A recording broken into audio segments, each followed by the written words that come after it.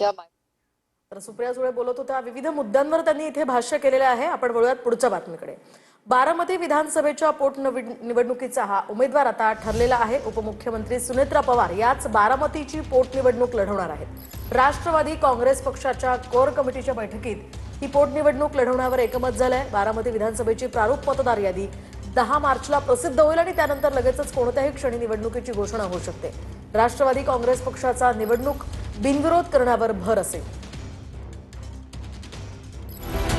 उपमुख्यमंत्री सुनेत्रा पवार बारामतीची पोटनिवडणूक लढवणार आहेत। राष्ट्रवादीच्या कोर कमिटीच्या बैठकीत या संदर्भात एकमत झालंय। अजितदादांची बारामती आता सुनेत्रा पवारच सांभाळणार आहेत। सुनेत्रा पवार बारामतीची पोटनिवडणूक लढवणार आहेत।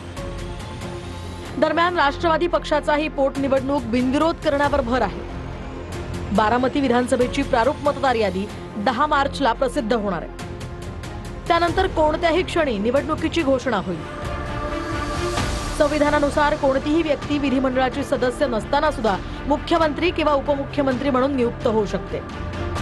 मात्र हे पद टिकवण्यासाठी शपथ घेतल्यापासून सलग 6 महिन्याच्या आत विधानसभा किंवा विधान परिषदेचं सदस्य होणं या व्यक्तीला अनिवार्य असतं। तर याआधी सोमवारी रात्री देखील कोर कमिटीची बैठक झाली होती। या बैठकीत राज्यसभा निवडणुकीत पार्थ पवार राष्ट्रवादी काँग्रेसचे उमेदवार असतील असा निर्णय घेण्यात आला।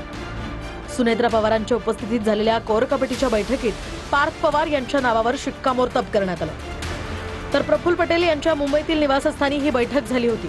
या बैठकीला सुनील तटकरेंसह कोर कमिटीचे सदस्य उपस्थित होते। तर काही दिवसात वरळीच्या डोममध्ये राष्ट्रवादीच्या राष्ट्रीय कार्यकारिणीची ही बैठक होणार आहे। सुनेत्रा पवार यांच्या नावावर राष्ट्रीय अध्यक्ष म्हणून यामध्ये शिक्कामोर्तब केलं जाणार आहे।